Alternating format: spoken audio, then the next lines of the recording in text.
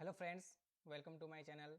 Friends, आज हम लोग Bihar board class 10th science का एमसीक्यू करेंगे। आज हम देखेंगे कि बिहार बोर्ड जो है उसमें कौन ऐसे क्वेश्चन है जो सबसे ज़्यादा पूछा जाता है प्रीवियस ईयर का, उनके बारे में आज हम लोग बात करेंगे। तो फ्रेंड्स, पहला क्वेश्चन है कि दांत की सबसे ऊपरी परत जो है वो कौन सा होता है। जो मतलब दांत जो होता है तो उसका जो सबसे ऊपर वाला जो परत होता है उसको हम लोग क्या कहते हैं। तो ऑप्शन ए में है कि डेंटेन, इनामेल, अस्थि या क्राउन। तो इनका आंसर क्या हो जाएगा?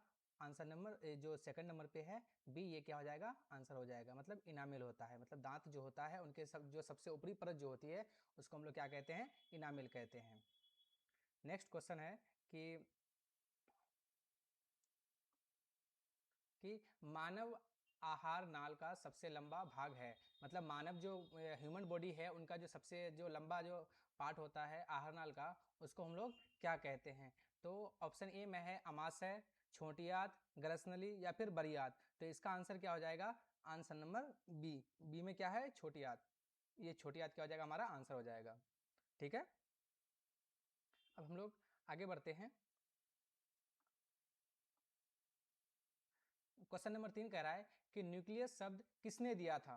तो न्यूक्लियस शब्द किसने दिया था? तो यहाँ चार ऑप्शन है, इनमें से पहला है Robert brown, Robert Hooke, plate या फिर विर्चो। तो इनका जो आंसर होगा वो क्या हो जाएगा? Answer number 1। मतलब कि ए नंबर में जो आंसर है, ये ऑप्शन है, वो क्या हो जाएगा? हमारा आंसर हो जाएगा। मतलब न्यूक्लियस की जो खोज जो है वो किसने की थी? रॉबर्ट ब्राउन ने की थी।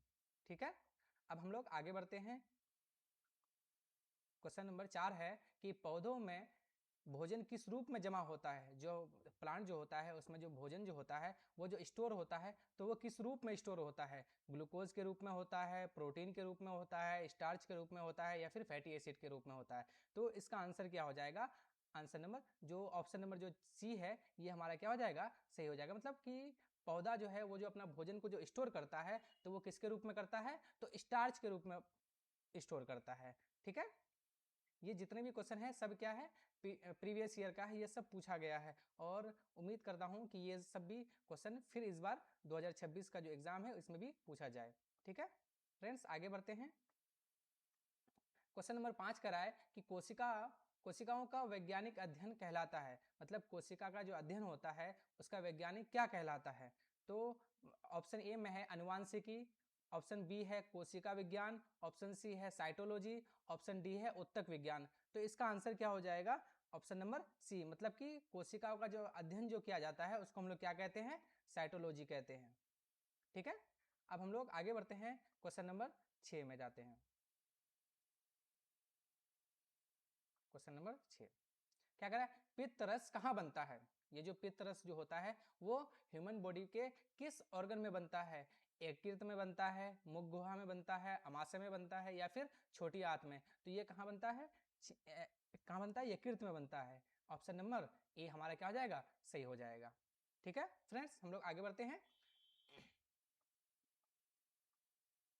क्वेश्चन नंबर 7 कह रहा है कि ट्रिप्सिन एंजाइम का कार्य है। ट्रिप्सिन जो एंजाइम है इनका कार्य क्या होता है? इनका काम क्या होता है? वसा को पचाना या फिर कार्बोहाइड्रेट को पचाना या फिर प्रोटीन का पाचन करना या फिर इनमें से सभी? तो 7 का आंसर क्या हो जाएगा? प्रोटीन। ये किसको पचाने में हेल्प करता है? तो प्रोटीन को पचाने में क्या करता है? ये हेल्प करता है। ठीक है फ्रेंड्स, हम लोग आगे बढ़ते हैं क्वेश्चन नंबर 8 में।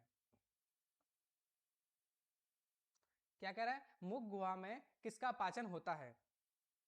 प्रोटीन का होता है, कार्बोहाइड्रेट का होता है, वसा का होता है या फिर न्यूक्लिक अम्ल का होता है? तो इसका आंसर क्या हो जाएगा? 8 का क्या हो जाएगा? बी नंबर हो जाएगा इसका आंसर। कार्बोहाइड्रेट का पाचन होता है। मुख गुहा में किसका पाचन होता है? तो कार्बोहाइड्रेट का पाचन होता है। और एक आप लोग यहाँ भी याद रखिएगा कि जो भोजन का जो पाचन है वो मुख गुहा से ही शुरू हो जाता है, माउथ से ही शुरू हो जाता है। क्वेश्चन में मतलब एग्जाम में बहुत बार पूछता है कि भोजन का जो पाचन है वो कहाँ से शुरू होता है। तो भोजन का पाचन कहाँ से शुरू होता है? तो मुख गुहा से शुरू हो जाता है। ठीक है फ्रेंड्स, हम लोग आगे बढ़ते हैं, क्वेश्चन नंबर 9 में जाते हैं। क्वेश्चन नंबर 9 कह रहा है कि निम्न में स्वपोषी कौन है? निम्न में स्वपोषी कौन है? तो हरा पौधा है, मछली है, कीट है, अमीबा है। तो इनका आंसर क्या हो जाएगा? ए नंबर हो जाएगा। मतलब कि स्वपोषी कौन है?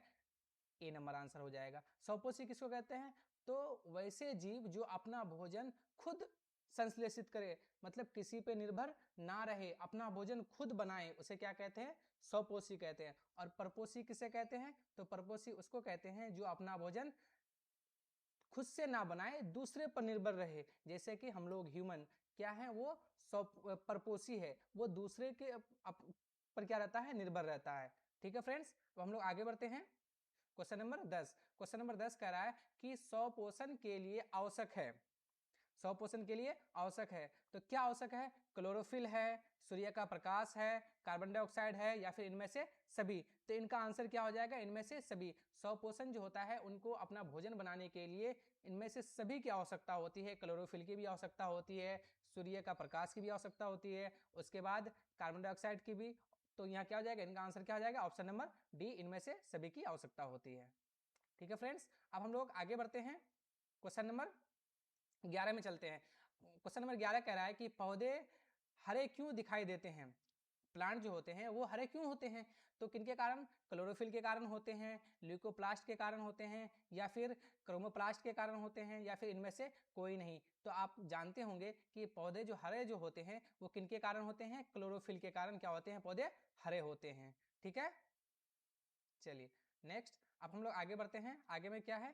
क्वेश्चन नंबर 12, हाइड्रा में पाया जाता है, हाइड्रा में क्या पाया जाता है? तो हाइड्रा में मस्तिष्क होता है, या फिर तंत्रिका जाल, या फिर मुख, या फिर स्पर्शक? तो इनका आंसर क्या हो जाएगा? 12 का आंसर क्या हो जाएगा? बी। इनमें क्या होते हैं? तंत्रिका जाल होते हैं। हाइड्रा में क्या पाया जाता है? तंत्रिका जाल पाया जाता है। क्वेश्चन नंबर 13, क्वेश्चन नंबर 13 कह रहा है कि ग्लूकोज का सूत्र है, ग्लूकोज का सूत्र कौन सा है? तो C2H5OH है, या फिर C6H6 है, या फिर C6H12O6 है, या फिर C6H6 और O है? तो इनका आंसर क्या हो जाएगा? आंसर नंबर सी हो जाएगा, C6H12O6 होता है। ठीक है फ्रेंड्स, अब हम लोग आगे बढ़ते हैं क्वेश्चन नंबर 14 में। क्वेश्चन नंबर 14 क्या कह रहा है कि अमीबा का पोषण है। अमीबा जो भोजन मतलब पोषण जो होता है वो क्या होता है?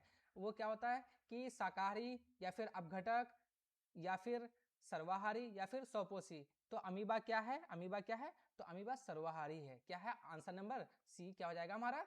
सही हो जाएगा। आंसर नंबर सी क्या हो जाएगा हमारा? राइट हो जाएगा। अमीबा क्या होता है? सर्वाहारी होता है। ठीक है फ्रेंड्स, अब हम लोग आगे बढ़ते हैं। क्वेश्चन नंबर 15, क्वेश्चन नंबर 15 कह रहा है कि प्रकाश संश्लेषण होता है, प्रकाश संश्लेषण किन में होता है? कवक में, जंतुओं में, हरे पौधे में, या फिर परजीवियों में? तो प्रकाश संश्लेषण किस में होता है? तो इसका आंसर क्या हो जाएगा? Answer number C. Answer number C क्या कह रहा है कि हरे पौधे में प्रकाश संश्लेषण किस में होता है? हरे पौधे। याद रखिएगा फ्रेंड्स कि प्रकाश संश्लेषण जो है तभी हो पाएगा जब क्या हो? उसमें क्लोरोफिल मौजूद हो। क्लोरोफिल होगा तभी क्या हो जाएगा? प्रकाश संश्लेषण की क्रिया होगी। अगर ह्यूमन बॉडी में भी अगर क्लोरोफिल पाया जाता ना, तो ह्यूमन बॉडी भी क्या करता? प्रकाश संश्लेषण के जरिए अपना भोजन बनाता। ये किसी पे निर्भर नहीं रहता, अपना भोजन खुद बनाता। लेकिन ह्यूमन बॉडी में क्लोरोफिल नहीं होता है, इसीलिए ये प्रकाश संश्लेषण की प्रक्रिया नहीं कर पाता है। और पौधे में क्लोरोफिल मौजूद होता है, इसी के कारण क्या करता है? पौधे अपना भोजन खुद से बनाते हैं, वो किसी पर निर्भर नहीं रहते हैं। ठीक है फ्रेंड्स, अब हम लोग आगे बढ़ते हैं क्वेश्चन नंबर 16 में। कह रहा है कि अमीबा भोजन ग्रहण करता है स्पर्शक द्वारा, स्पर्श द्वारा, जीभ द्वारा, कुटपाद द्वारा, या फिर मुख द्वारा? तो अमीबा जो है वो भोजन किसके द्वारा ग्रहण करता है? तो वो कुटपाद के द्वारा करता है। मतलब कि जब अमीबा के नजदीक भोजन होता है तो वो क्या करता है? अपने चारों ओर क्या करता है? कुटपाद का निर्माण करता है। कुछ इस टाइप का अमीबा होता है, मतलब अमीबा का आकार फिक्स नहीं होता है। जब अमीबा के नजदीक क्या होता है? भोजन होता है, ऐसे करके मान लो कि ये क्या है? यहाँ भोजन है, तो इसको क्या करेगा? वो अमीबा क्या करेगा? अपने आप को ऐसे करके बढ़ाना स्टार्ट कर देगा, ऐसे करके, ऐसे करेगा, ऐसे करके बढ़ाएगा अपने आप को। उसके बाद ये क्या करेगा? ऐसे ऐसे होगा, ऐसे क्या करेगा? अपने आप को बढ़ाएगा, और बढ़ाने के बाद क्या हो गया? धीरे धीरे इसको क्या करेगा? एक जगह लेगा और भोजन को वहीं क्या करेगा? पचाना स्टार्ट कर देगा। ठीक है फ्रेंड्स, अब हम लोग आगे बढ़ते हैं क्वेश्चन नंबर 17 में। 17 क्या कह रहा है कि वसा पर कार्य करने वाला एंजाइम है, जो वसा पर जो कार्य करने वाला जो एंजाइम, वसा को तोड़ने वाले एंजाइम को क्या कहते हैं? तो ऑप्शन ए है पेप्सिन, बी है ट्रिप्सन, सी है लाइपेज और डी है एमाइलेज। तो इसका आंसर क्या हो जाएगा? ऑप्शन नंबर सी क्या हो जाएगा हमारा? सही हो जाएगा। मतलब कि वसा पर कार्य करने वाले एंजाइम को क्या कहते हैं हम लोग? लाइपेज के नाम से जानते हैं। ठीक है फ्रेंड्स, अब हम लोग आगे बढ़ते हैं क्वेश्चन नंबर 18 में। क्वेश्चन नंबर 18 क्या कह रहा है कि आयरन की कमी से होता है, आयरन की कमी से क्या होता है? तो आयरन एनीमिया होता है, मधुमेह या फिर स्कर्वी या फिर एड्स। तो आयरन की कमी से क्या होता है? एनीमिया होता है। क्या होता है? एनीमिया, है ना, खून की कमी कहते हैं हम लोग, है ना, ये क्या है? एनीमिया है। ठीक है, हम क्वेश्चन नंबर 19 में चलते हैं। कह रहा है कि कवक में पोषण है। कवक जो अपना जो भोजन करते हैं वो किस तरह करते हैं, वो कौन से पोषण होते हैं उसमें? तो मृतजीवी होते हैं, सहजीवी होते हैं, या फिर स्वपोषी होते हैं, या फिर इनमें से कोई नहीं। तो इनका आंसर क्या हो जाएगा? मृतजीवी। कवक में कौन से पोषण होते हैं? तो मृतजीवी होते हैं। ठीक है फ्रेंड्स, अब हम लोग आगे बढ़ते हैं क्वेश्चन नंबर 20 में। क्वेश्चन नंबर 20 क्या कह रहा है कि दांत साफ करने का मंजन होता है। अच्छा फ्रेंड्स, मैं आप लोगों को एक बात बता रहा हूँ, ये जो क्वेश्चन है ना, दांत साफ करने का मंजन जो होता है वो क्या होता है? तो सेम यही क्वेश्चन मुझे 2019 में पूछा गया था, जब मैं मैट्रिक में था, मैट्रिक का एग्जाम दे रहा था। तो उस वक्त यही क्वेश्चन पूछा गया था, और क्वेश्चन यही था कि दांत साफ करने का मंजन होता है। तो उसका आंसर जो होता है, तो ऑप्शन में क्या था? सेम इसी तरह ऑप्शन भी वहां था कि क्षारीय होता है, अम्लीय होता है, या फिर लवण युक्त होता है, या फिर इनमें से कोई नहीं। तो इनका आंसर क्या हो जाएगा? क्षारीय होता है। क्षारीय क्यों होता है? क्योंकि दांत जो होता है, जब हम लोग कुछ खाते हैं तो हमारे दांत में क्या होता है? एसिड का निर्माण हो जाता है, तो हमारे दांत क्या हो जाता है? अम्लीय होता है। तो अम्ल को खत्म करने के लिए, न्यूट्रल करने के लिए हम लोग एक रिएक्शन पढ़ते हैं, इसको क्या कहते हैं? कि मतलब कि जब हम लोग एसिड में किसी क्षार को मिलाएंगे तो ये क्या हो जाएगा? न्यूट्रल। न्यूट्रल हम लोग एक रिएक्शन पढ़े हैं जो उसको क्या करते हैं? न्यूट्रल कर देता है ना। तो ये इसका आंसर क्या हो जाएगा? क्षारीय हो जाएगा। ठीक है फ्रेंड्स, अब हम लोग आगे बढ़ते हैं क्वेश्चन नंबर 21 में। कह रहा है कि उपयुक्त जीव है, उपयुक्त जीव है। तो उपयुक्त जीव क्या हो जाएगा? कि केचुआ है, मछली है, शेर है, या फिर बकरी है। तो इसका आंसर क्या हो जाएगा? इसका 21 का आंसर क्या हो जाएगा? इसका आंसर क्या हो जाएगा? ए। क्यों ए होगा? कि कह रहा है कि उपयुक्त जीव सबसे ज्यादा, देखो केचुआ जो है, केचुआ को हम लोग क्या कहते हैं? तो केचुआ को किसान का मित्र भी कहते हैं ना, इसलिए इसका सबसे आंसर जो हो जाएगा वो क्या हो जाएगा? ए नंबर हो जाएगा। ठीक है फ्रेंड्स, अब हम लोग आगे बढ़ते हैं क्वेश्चन नंबर 22 में। कह रहा है कि सभी हरे पौधे होते हैं, मतलब कि जितने भी हरे पौधे हैं वो क्या होते हैं? स्वपोषी होते हैं, मृतपोषी होते हैं, या फिर परजीवी होते हैं, या फिर इनमें से सभी। तो हरे पौधे क्या होते हैं? तो इनका आंसर क्या हो जाएगा? स्वपोषी। अभी मैंने बताया कि हरे पौधे जितने भी होते हैं वो क्या करते हैं? अपना भोजन खुद बनाते हैं, किसी पर निर्भर नहीं रहते हैं। ठीक है फ्रेंड्स, अब हम लोग आगे बढ़ते हैं क्वेश्चन नंबर 23 में। आयोडीन परिरक्षण से पहले पत्ती को उबालते हैं, मतलब आयोडीन का जो हम परीक्षण जो करते हैं, तो मतलब कि उनको जो मतलब क्या कहता है कि तो पत्ती जो होती है तो उनको उबालते हैं। तो क्यों उबालते हैं? मतलब आयोडीन का जो हम लोग टेस्ट करते हैं, जांच करते हैं, तो पत्ती को उबालते हैं क्या हटाने के लिए? स्टार्च हटाने के लिए, क्लोरोफिल हटाने के लिए, या फिर पत्ती मुलायम करने के लिए, या फिर इनमें से सभी। तो इनका आंसर क्या हो जाएगा? 23 का आंसर क्या हो जाएगा? बी, क्लोरोफिल हटाने के लिए, है ना। क्या हो जाएगा आंसर इनका? बी, क्लोरोफिल हटाने के लिए। ठीक है फ्रेंड्स, अब हम लोग आगे बढ़ते हैं क्वेश्चन नंबर 24 में। माइक्रोस्कोप की क्षमता होती है 5x होती है, 10x होती है, या फिर 25x होती है, या फिर 45x होती है। तो माइक्रोस्कोप की जो क्षमता होती है वो कितनी होती है? तो वो 10x होती है। कितनी होती है? 10x होती है। ठीक है फ्रेंड्स, अब हम लोग आगे बढ़ते हैं। अच्छा, आप लोग जो है, आप लोग देखिएगा कि आप लोगों का आंसर कितना सही हो रहा है, उसी हिसाब से आप लोग क्या कीजिएगा, कमेंट में बताइएगा कि मेरा इसमें से इतना आंसर सही हुआ। मैं अभी आई थिंक 50+ क्वेश्चन कराने वाला हूं अभी, तो इनमें से आपका कितना सही हो रहा है आप कमेंट बॉक्स में बताइए मुझे। ठीक है, क्वेश्चन नंबर 25 कह रहा है कि वयस्क मनुष्य के दांत, जो वयस्क जो होते हैं, अडल्ट जो होते हैं, उनमें जो दांत जो होते हैं वो कितने होते हैं? दांतों की संख्या कितनी होती है? तो 28, 30, 32 या फिर 34। तो आप सब जानते हैं कि जो एक अडल्ट जो व्यक्ति होते हैं उनके मुंह में कितने दांत होते हैं, तो 32 दांत होते हैं। ठीक है, ऑप्शन नंबर क्या हो जाएगा, सी क्या हो जाएगा, सही हो जाएगा। ठीक है फ्रेंड्स, अब हम लोग आगे बढ़ते हैं। कुटपाद पाया जाता है पैरामीशियम में, यूग्लिना में, अमीबा में, या फिर इनमें से कोई नहीं। तो अभी मैंने इसी से मिलता जुलता एक आप लोगों को एक क्वेश्चन कराया कि अमीबा के बारे में बताया कि अमीबा क्या करते हैं, अपना भोजन किसके जरिए करते हैं, तो कुटपाद के जरिए। अमीबा क्या करता है, अपना भोजन जो कुटपाद के जरिए करता है, अपने कुटपाद के जरिए ही अपनी बॉडी का क्या करता है, आकार को बदलता है ना। तो कुटपाद पाया जाता है तो किसमें पाया जाता है, अमीबा में पाया जाता है। ठीक है, इसका आंसर क्या हो जाएगा, सी क्या हो जाएगा, सही हो जाएगा। ठीक है फ्रेंड्स, अब हम लोग आगे बढ़ते हैं। क्वेश्चन नंबर 27 क्या कह रहा है कि क्लोरोफिल का रंग है, क्लोरोफिल का रंग क्या है, तो क्लोरोफिल का हरा होता है, नीला होता है, लाल होता है, या सफेद होता है। तो क्लोरोफिल का रंग क्या होता है, हरा होता है। इसका आंसर नंबर क्या हो जाएगा, ए क्या हो जाएगा, सही हो जाएगा। ठीक है फ्रेंड्स, अब हम लोग आगे बढ़ते हैं। क्वेश्चन नंबर 28 क्या कह रहा है कि ग्वाइटर होता है, खाइज। ग्वाइटर क्या है, मतलब कि एक बीमारी है, ये किन के कारण होता है, तो आयोडीन की कमी का कारण होता है, या फिर चीनी की कमी के कारण होता है, या फिर रक्त की कमी के कारण, या फिर प्रोटीन की कमी के कारण। तो ये जो होता है, ये जो घेगा जो रोग है, ग्वाइटर जो है, ये किसके कारण होता है, तो ये होता है आयोडीन की कमी के कारण। ऑप्शन नंबर क्या हो जाएगा हमारा, ए सही हो जाएगा। ठीक है फ्रेंड्स, अब हम लोग आगे बढ़ते हैं।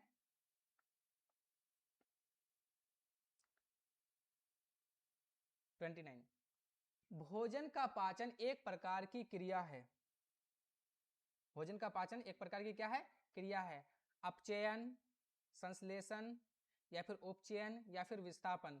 तो इनका आंसर क्या हो जाएगा, आंसर क्या हो जाएगा, 29 का ए हो जाएगा। 29 का ए में क्या है, अपचयन है ना।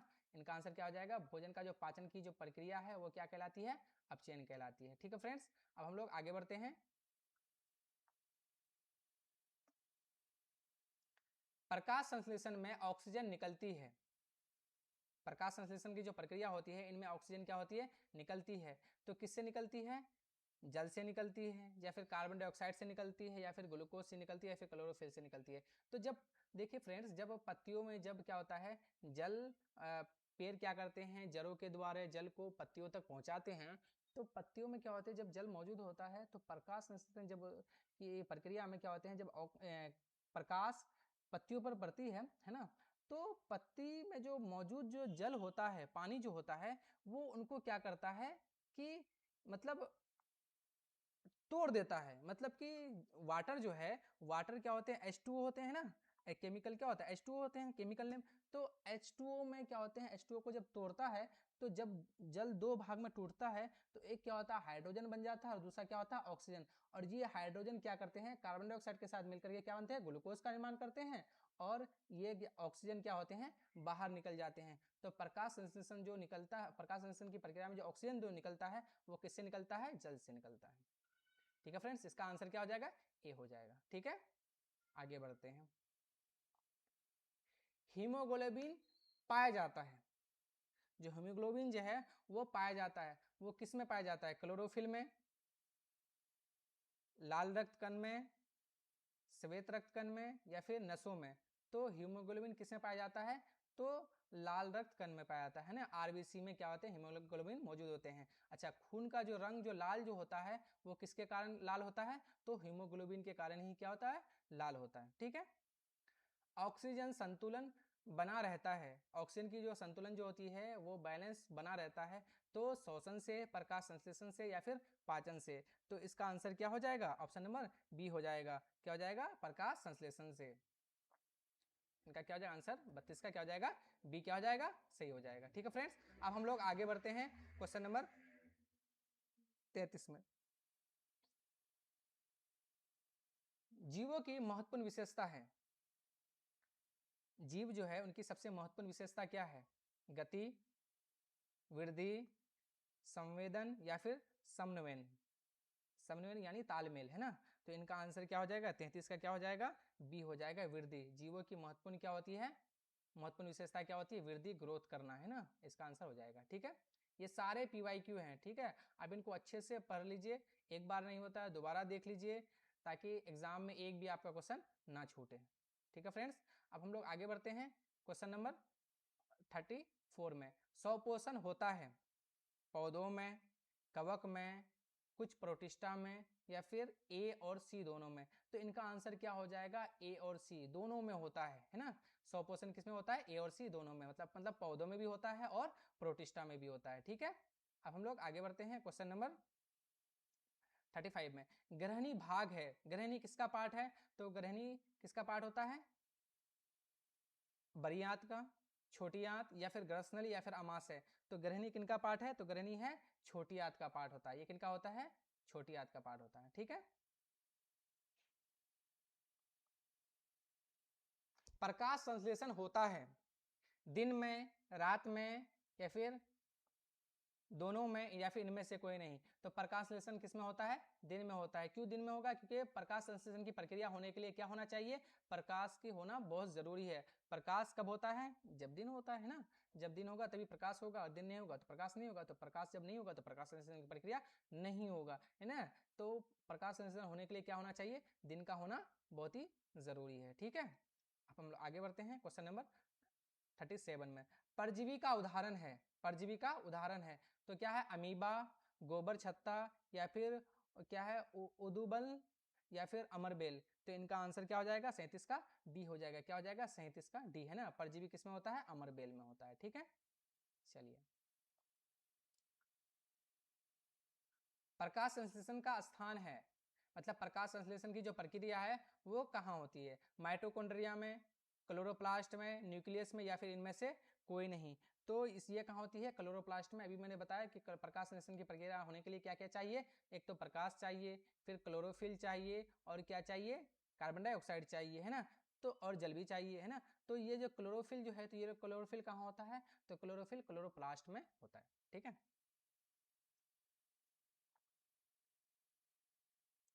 परिसंचरण तंत्र का हिस्सा है। तो ऑप्शन नंबर ए क्या कह रहा है, पाचन तंत्र, तंत्रिका तंत्र, या फिर संवहन तंत्र, या फिर जनन तंत्र। तो इनका आंसर क्या हो जाएगा, सी नंबर हो जाएगा, संवहन तंत्र, है ना। परिसंचरण तंत्र का हिस्सा कौन है, संवहन तंत्र है। ठीक है फ्रेंड्स, आगे बढ़ते हैं क्वेश्चन नंबर 40 में। अच्छा, क्वेश्चन नंबर ये मिस है थोड़ा सा आप लोग, ये 39 है, ठीक है, 38, 39, उसके बाद एक हो गया, क्वेश्चन नंबर गलत हो गया, लेकिन क्वेश्चन आपको, है ना, कोई दिक्कत नहीं, क्वेश्चन नंबर पे छोड़िए, आप लोग क्वेश्चन पे ध्यान दीजिए, है ना।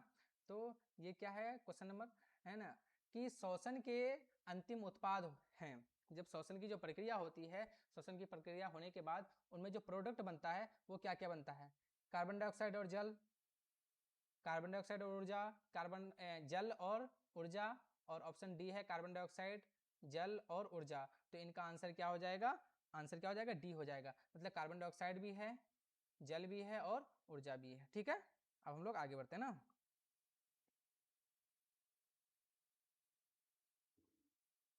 पौधों में श्वसन होता है, पौधों में श्वसन होता है, जड़ों में, पत्तियों में, तनों में, या फिर इनमें से सभी। तो इनका आंसर क्या हो जाएगा, सभी में होता है ना। श्वसन की जो प्रक्रिया होती है वो सभी में होती है, जड़ों में भी होती है, पत्तियों में भी होती है, और तनों में भी होती है। ठीक है, सब अलग अलग पौधे, मतलब बहुत सारे पौधे होते हैं, उनमें से अलग अलग तरह की, है ना, श्वसन की प्रक्रिया होती है।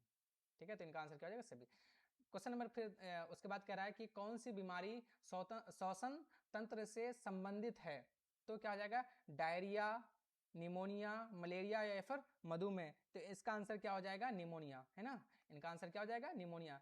श्वसन तंत्र से संबंधित बीमारी को क्या कहते हैं हम लोग, निमोनिया कहते हैं। चलिए, नेक्स्ट क्वेश्चन है कि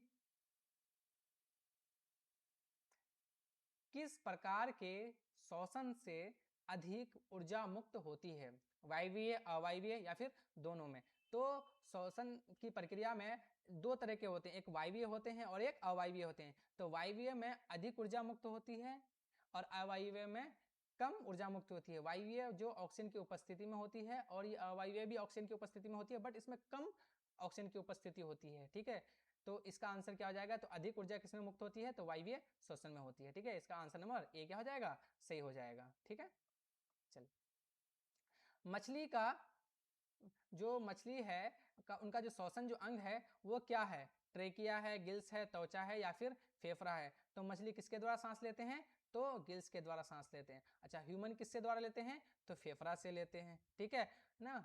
और ट्रेकिया जो हो जाएगा, टिड्डा हो जाएगा, ये ट्रेकिया से लेते हैं। और त्वचा से किससे लेते हैं, मेंढक भी लेते हैं, मेंढक त्वचा से भी लेते हैं, है ना, और उसके बाद फेफड़े से भी लेते हैं। ठीक है, चलिए।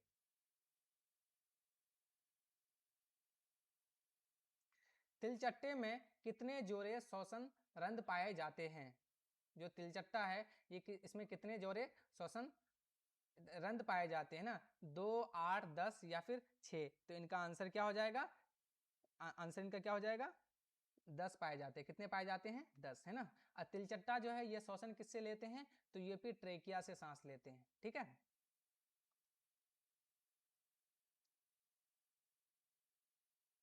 निम्नलिखित में किसे कोशिका का ऊर्जा मुद्रा कहा जाता है?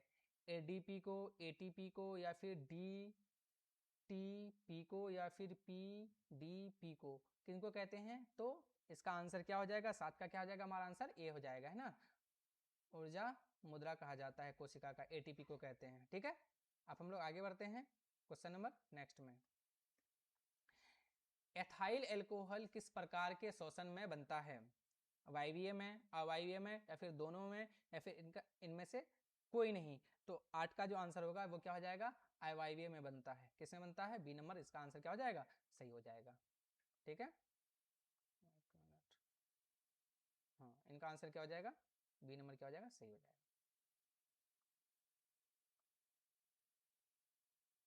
पायरुवेट के विखंडन से कार्बन डाइऑक्साइड, जल तथा ऊर्जा कहाँ बनती है?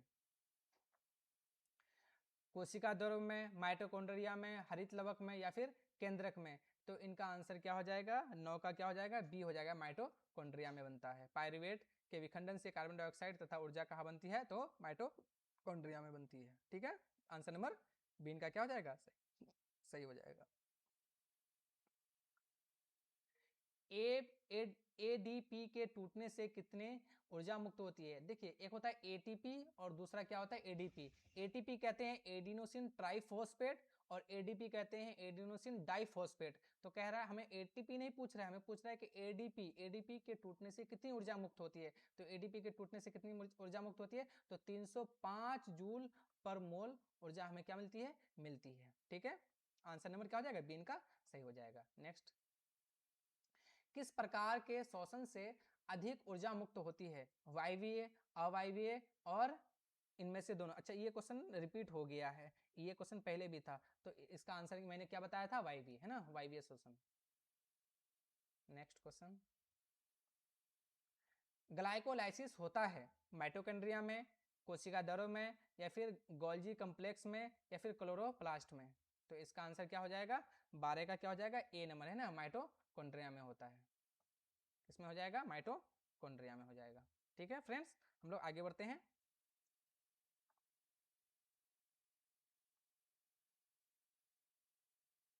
कह रहा है कि किस पौधे में रंध्र अनुपस्थित रहते हैं? आम, हाइड्रिला, या फिर नागफनी, या फिर कनेर में? तो इसका 13 का आंसर क्या हो जाएगा, बी, हाइड्रिला में। मतलब कि ये जो रंध्र जो अनुपस्थित होते हैं वो किस में होते हैं, हाइड्रिला में अनुपस्थित होते हैं। ठीक है फ्रेंड्स, हम लोग आगे बढ़ते हैं नेक्स्ट क्वेश्चन में। किण्वन क्रिया पाई जाती है अमीबा में, ईस्ट में, हाइड्रा में, या फिर इनमें से कोई नहीं? तो इनका आंसर क्या हो जाएगा, आंसर नंबर बी इसका क्या हो जाएगा, सही हो जाएगा। किण्वन क्रिया किसमें पाई जाती है, तो ईस्ट में पाई जाती है। नेक्स्ट, नेक्स्ट क्वेश्चन है कि ट्रेकिया किस जीव का श्वसन अंग है? हाइड्रा, स्टारफिश, कॉकरोच, या फिर पाइला? तो इसका आंसर क्या हो जाएगा, कॉकरोच, क्या हो जाएगा, कॉकरोच, है ना। ट्रेकिया, कॉकरोच, ट्रेकिया के द्वारा कॉकरोच क्या करते हैं, अपना सांस लेते हैं। हम लोग किसके द्वारा लेते हैं, तो हम लोग फेफड़े के द्वारा लेते हैं। ठीक है, मेंढक किसके द्वारा, तो मेंढक जब सूखा में रहे तो अपने फेफड़े के द्वारा लेते हैं, और जब पानी में चले जाए तो त्वचा के द्वारा लेते हैं। ठीक है फ्रेंड्स, तो मैंने आपको कितने क्वेश्चन कराए, टोटल 54। अभी ये क्या है, इधर 15 और 39 उधर, तो दोनों मिलाकर कितने हो गए, 54 हो गए। ठीक है फ्रेंड्स, अगर वीडियो अच्छी लगी हो तो आप लोग लाइक, कमेंट, शेयर करें और अपने दोस्तों को भी पहुंचाएं, और आप मेरे साथ जुड़े रहें। मैं आप लोगों को अच्छा से अच्छा नंबर दिलाने में कोशिश करूंगा। ठीक है, तब तक के लिए bye, keep learning and keep exploring. Thank you so much.